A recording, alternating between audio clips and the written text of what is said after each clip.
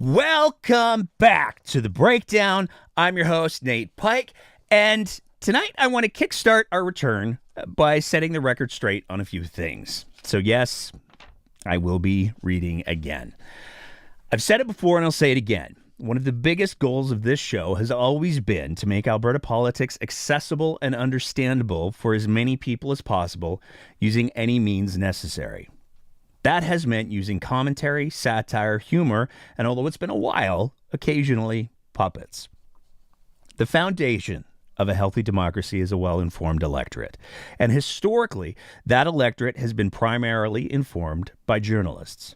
Because we hold journalists and the practice of journalism in such high regard, and because we use humor as much as we do, or at least we try to, we have historically gone out of our way to make it clear that we have believed that what we do here isn't journalism.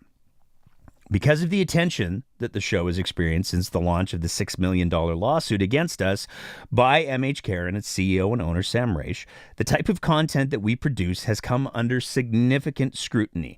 And there's been criticism that we're practicing journalism, but pretending not to.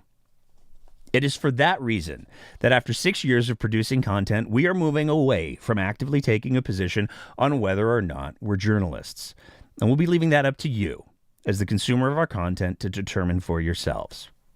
We're confident in the ability of you, our audience, to make the determination as to what our content is for yourselves.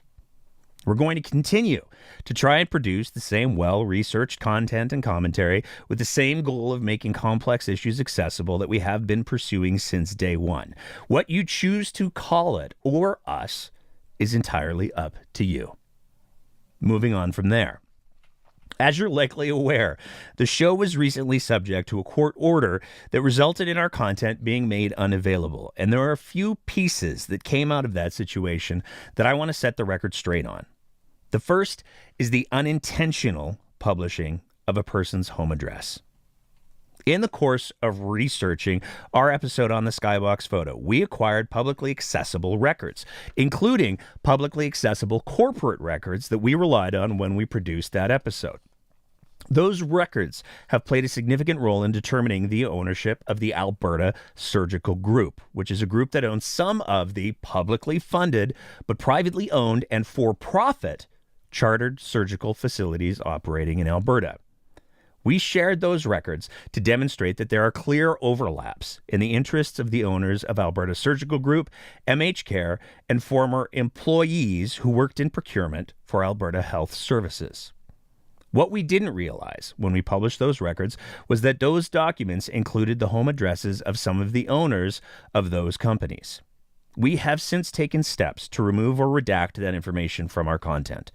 And while I maintain that no laws were broken and our intention was not to cause anyone any distress, the owners of that group of companies have made it clear that in the course of the recent court proceedings that our publishing that publicly available information caused them to experience fear.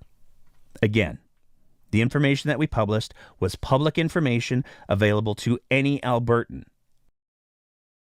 And there have been no claims that the way that we acquired that information or that publishing it was a violation of any laws.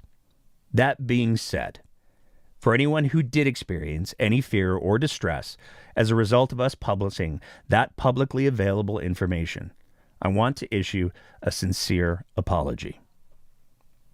I'm not doing that because of external pressure, but because what we strive for here at the show is the pursuit of the truth as best we can, and causing people or their families any degree of fear has never been, nor will it ever be, one of the goals of this show. Furthermore, on any given day that the show is in operation, we receive literally thousands of reactions and comments across our social media. It is impossible to completely police the comments that we receive because of the sheer volume, and we largely rely on the policies of the various platforms that we post on to ensure that no hate speech or threats are made or sustained.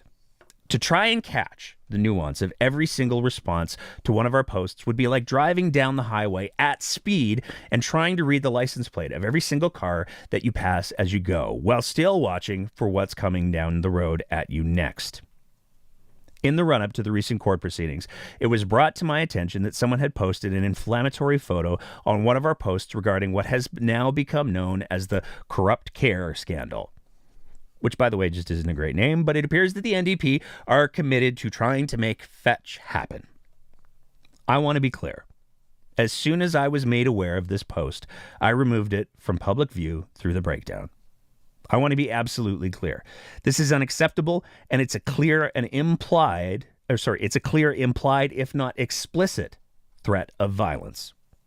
While the breakdown uses what some have called guerrilla media tactics, we have never used violence, and we absolutely do not condone the use or even the threat of violence.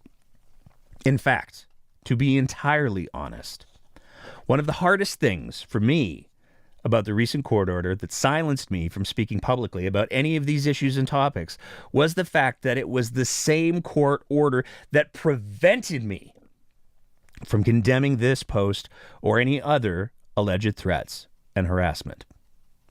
Please, do not post anything like this in relation to any breakdown content. For our audience, if you see something like this, please report it to both the social media platform that it's posted on and send us a message so we can do our best to try to mitigate its spread. Notwithstanding how difficult it is, I will try and moderate comments as they are brought to my attention or as I see them. That being said, I also want to be clear that I understand the very real anger that comes from feeling or being powerless. I spent the last 2 weeks having rights that are guaranteed to me under the Canadian Charter of Rights and Freedoms suppressed.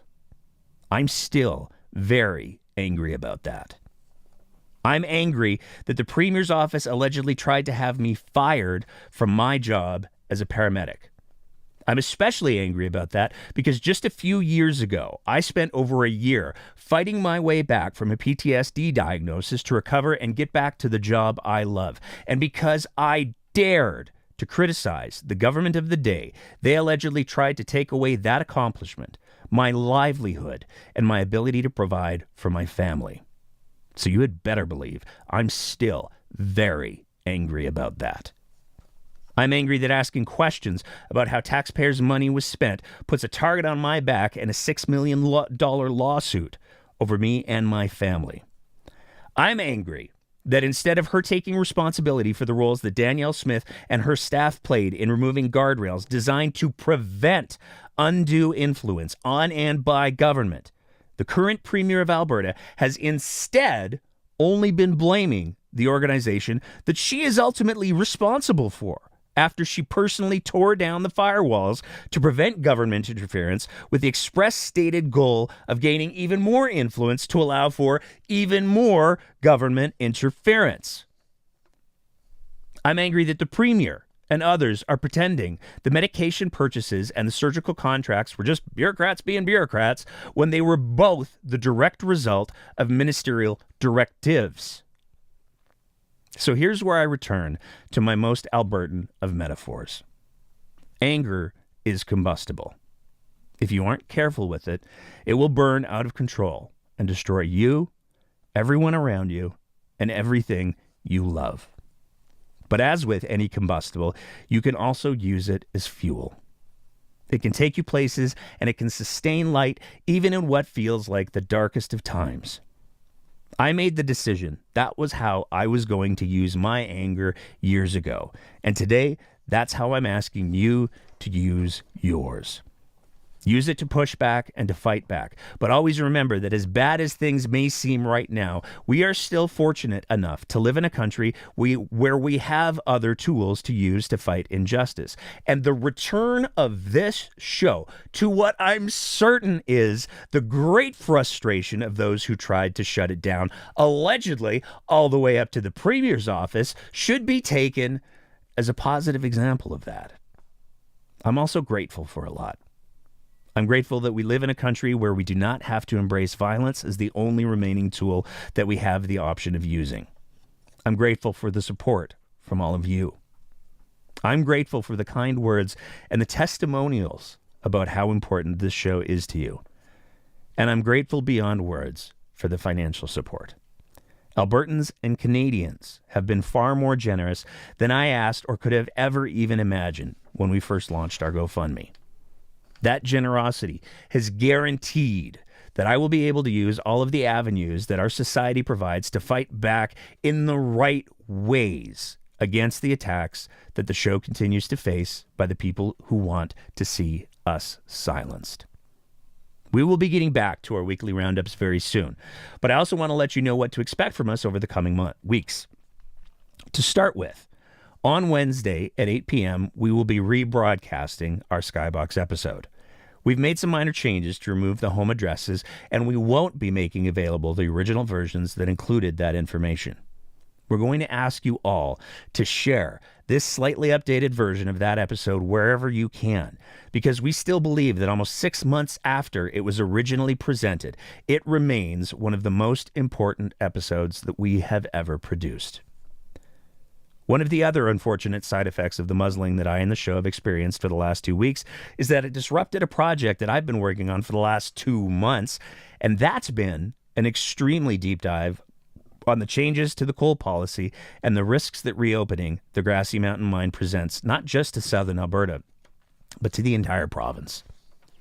We've had to change our strategy with that project a bit, but we have several interviews that we are excited to present to you, and while we'll be presenting the bulk of them every Wednesday for the entire month of March, we're bringing you the first one this Sunday, because for me, it is without a doubt one of the most important conversations I've had the privilege to have on this show. So yeah, I'm thinking I and the show are back. Thank you all for being here for us to come back to. And I remain as committed as ever to keeping the conversation going. I hope you still are too. So let's all keep the conversation going.